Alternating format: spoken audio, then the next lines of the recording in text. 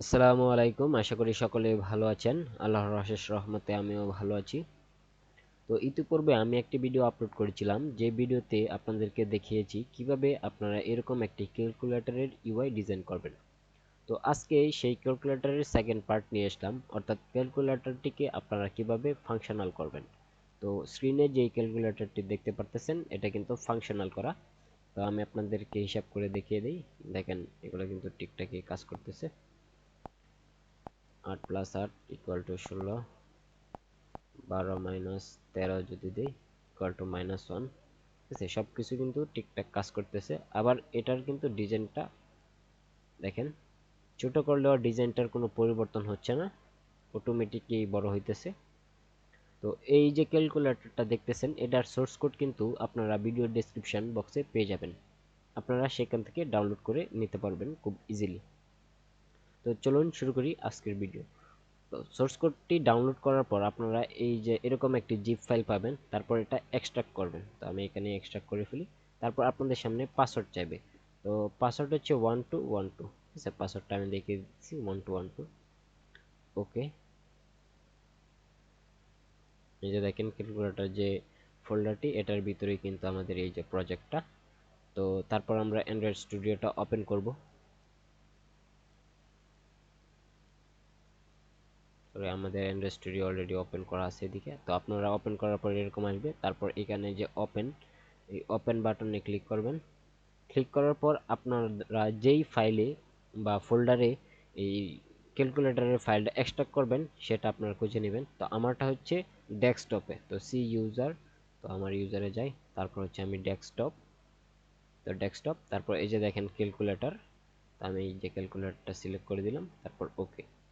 তারপর এরকম আসলে আপনারা ট্রাস্ট প্রজেক্টে দিয়ে দিবেন। তারপর কিছুক্ষণ সময় নেবে এটা লোড হতে, ততক্ষণ আপনাদেরকে ওয়েট করতে হবে। তো আজকে ভিডিওতে আমি কিভাবে দেখাবো না যে আপনাদের কিভাবে আমি কোডগুলা করলাম, আপনাদেরকে জাস্ট সোর্স কোডটা দিয়ে দিব। আপনারা যদি চান তাহলে এই সোর্স কোডটা ডাউনলোড করে নিজে নিজে দেখতে পারেন যে কোথায় কিভাবে কোড করলাম। ঠিক আছে, আপনারা নিজে নিজে এগুলা দেখতে পারেন। বা যদি সোর্স কোডটা কিভাবে এডিট করতে হবে সেটার ভিডিও চান তাহলে আমি দিতে পারবো। আশা করি আপনারা এগুলা পারবেন। আমি আপনাদেরকে জাস্ট সোর্স কোডটা দিয়ে দিতেছি, কিভাবে প্রজেক্ট নেম চেঞ্জ করবেন, অ্যাপ নেম চেঞ্জ করবেন, এগুলো একটু দেখিয়ে দিতেছি।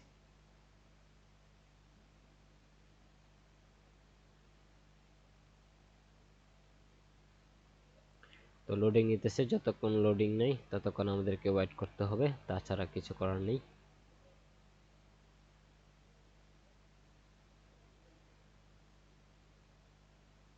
তো দেখেন আমাদের ক্যালকুলেটরটা কিন্তু লোড হয়ে গেছে। আপনারা চাইলে এখান থেকে যদি সাইজ বড় করতে চান, ছোট করতে চান, আপনারা চাইলে এডিট করতে পারেন, কালার চেঞ্জ করতে পারেন, সেটা সম্পূর্ণ আপনাদের উপর নির্ভর। তারপরে এই যে এটা হচ্ছে সেই কোডিং, এটা সম্পূর্ণ জাভা দিয়ে বিল্ড করা, জাভা ল্যাঙ্গুয়েজের উপর ভিত্তি করে।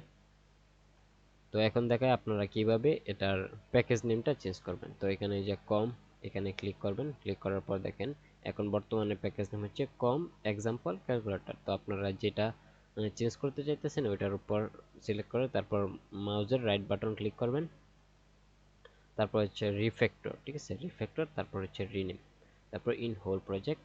তারপর এখানে যে নাম দিবেন সেই নাম দিয়ে এখানে রিফ্যাক্টরে ক্লিক করলে রিফ্যাক্টর হয়ে যাবে। প্যাকেজ নেম এভাবে চেঞ্জ করতে পারবেন। আর অ্যাপ নেম চেঞ্জ করার জন্য আরইএস থেকে তারপর হচ্ছে ভ্যালুস, তারপর হচ্ছে স্ট্রিং ডট এক্সাম্পল, এখানে যাবেন। তারপরে যেখানে অ্যাপ নেম, এখানে ক্যালকুলেটর দেওয়া, আপনি যদি চান যে অ্যাপ নেম চেঞ্জ করবেন চেঞ্জ করতে পারেন। তো অ্যাপ নেম চেঞ্জ করে আপনি প্যাকেজ নেম চেঞ্জ করবেন, চাইলে সেটা প্লে স্টোরে আপলোডও করতে পারবেন, আপনার তাতে কোনো প্রবলেম নেই। আপনি প্লে স্টোরে আপলোড করার জন্য এই যে বিল্ড অপশনটা দেখতে পারতেছেন, এই বিল্ড অপশনে ক্লিক করবেন। তারপর জেনারেট সাইন্ড এপিকে বা বান্ডেল, এখানে ক্লিক করবেন। তারপর হচ্ছে প্লে স্টোরের জন্য অ্যাপ বান্ডেল অথবা আদার স্টোরের জন্য এপিকে বিল্ড করে আপনারা প্লে স্টোরে আপলোড করে দিতে পারবেন। তো ভিডিও ডেসক্রিপশন বক্সে আপনারা এই ক্যালকুলেটরের প্রজেক্ট ফাইলটা অর্থাৎ এই সোর্স কোডটা পেয়ে যাবেন, সেখান থেকে ডাউনলোড করে নিজের মন মতো করে এডিট করে নিতে পারবেন। তো এই ছিল আজকের ভিডিও, আশা করি ভিডিওটি ভালো লাগবে আপনাদের। যদি ভালো লাগে তাহলে অবশ্যই ভিডিওটিতে একটি লাইক দিবেন এবং চ্যানেলটিকে সাবস্ক্রাইব করবেন।